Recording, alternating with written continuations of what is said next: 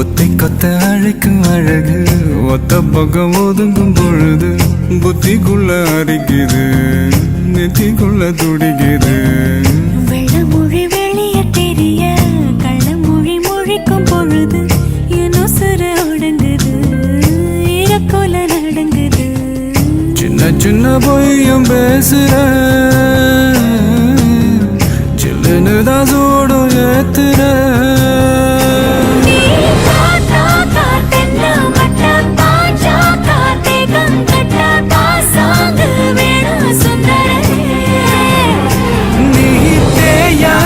நாட்டு கட்ட தெரியாம மாட்டிக்கிட்ட ஏ ராசி என்றும் மன்மதனே.